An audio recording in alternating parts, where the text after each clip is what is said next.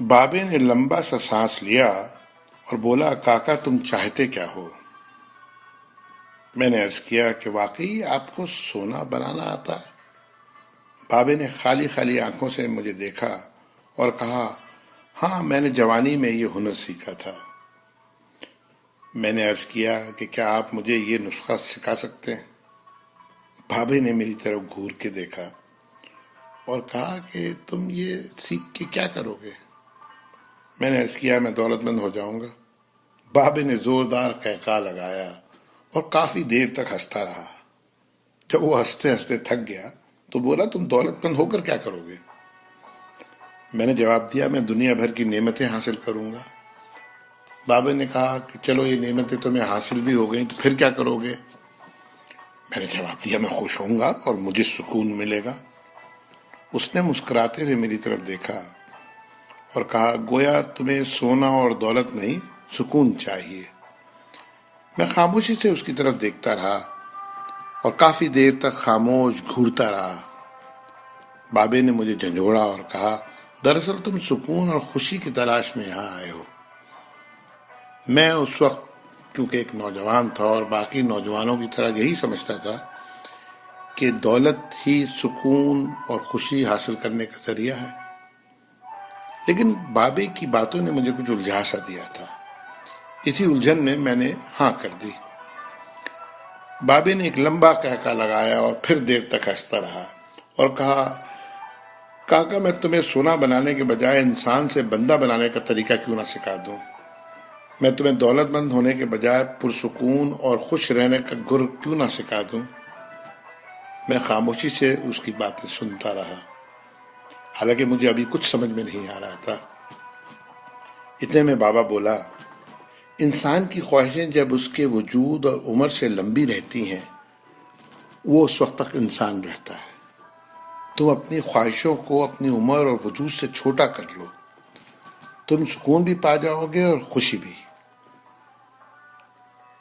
اور جب تم خوشی اور سکون پا جاؤ گے تو تم انسان سے بندہ بن جاؤ گے۔ مجھے بابے کی باتیں بالکل سمجھ میں نہیں آ رہی تھی اور بابے نے میری یہ پریشانی بھانپ لی تھی۔ بابا بولا، تم قرآن شریف پڑھو۔ اللہ تعالیٰ نے خواہشوں میں لتھڑے ہوئے لوگوں کو انسان کہا ہے اور محبت میں رنگے ہوئے آزاد لوگوں کو بندہ۔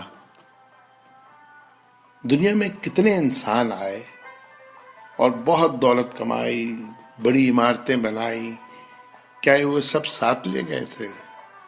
کیا سب وہ خوش تھے؟ تم بھی کیا خوش ہو؟ پھر بابا خود ہی بولا، نہیں، جب تک تم تانبے سے سونا بنانے کے چکر میں اور خپ میں مبتلا رہو گے اس وقت تک خوشی سے دور بھاگتے رہو گے اور بھٹکتے رہو گے۔ پھر بابے نے ایک چھوٹی سی ٹہنی سے زمین پہ رگڑنا شروع کیا اور کہا، لو میں تم کو انسان سے بندہ بنانے کا نسخہ بتاتا ہوں۔ اپنی خواہشوں کو اپنے قدموں سے آگے نکلنے نہ دو۔ جو مل گیا اس پہ شکر کرو، جو چھن گیا اس پر افسوس مت کرو۔ جو مانگے اسے دے دو، جو بھول جائے اسے بھول جاؤ۔ دنیا میں بے سامان آئے تھے اور بے سامان ہی واپس جاؤ گے۔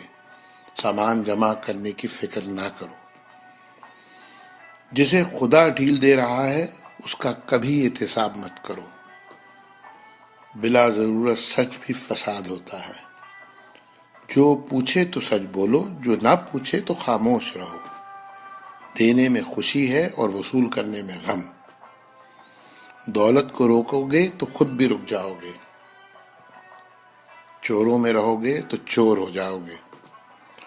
اللہ راضی رہے گا تو جگ راضی رہے گا۔ وہ ناراض ہوگا تو نعمتوں سے خوشیاں اڑ جائیں گی۔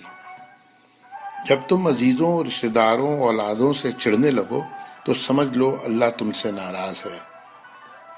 جن سے تمہیں نقصان پہنچا ہو اور مزید نقصان پہنچنے کا اندیشہ ہو ان سے کنارہ کشی کر لو، ان سے بدلہ لینے کی فکر نہ کرو، کیونکہ سب سے اچھا بدلہ اللہ کا ہے۔ جب تم اپنے دشمنوں کے لیے اپنے دل میں رحم محسوس کرو تو سمجھ لو تمہارا خالق تم سے راضی ہے۔ ہجرت کرنے والے کبھی گھاٹے میں نہیں رہتے۔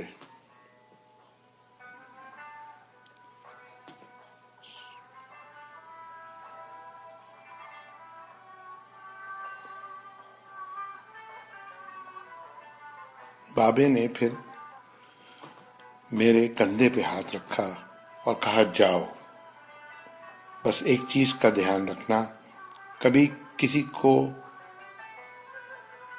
خود سے نہیں چھوڑنا، دوسروں کو فیصلہ کرنے کا موقع دینا، یہ اللہ کی سنت ہے۔ اس نے کبھی اپنی مخلوق کو تنہا نہیں چھوڑا، مخلوق اللہ کو چھوڑتی ہے۔ اور دھیان رکھنا، جو جا رہا ہو اسے جانے دینا، جو واپس آ رہا ہو اس کے لیے اپنا دروازہ کبھی بند نہ کرنا، یہ بھی اللہ کی عادت ہے۔ وہ واپس آنے والوں کے لیے اپنا دروازہ ہمیشہ کھلا رکھتا ہے۔ تم یہ کرتے رہنا، تمہارے دروازے پہ ہمیشہ میلہ لگا رہے گا۔ یہ اقتباس ہے جس کے مصنف سے میں بالکل نابلد ہوں، لیکن اس کا عنوان تھا کیمیا گر۔ اللہ تعالی ہم سب کو انسان کے بجائے بندہ بنا دے، آمین۔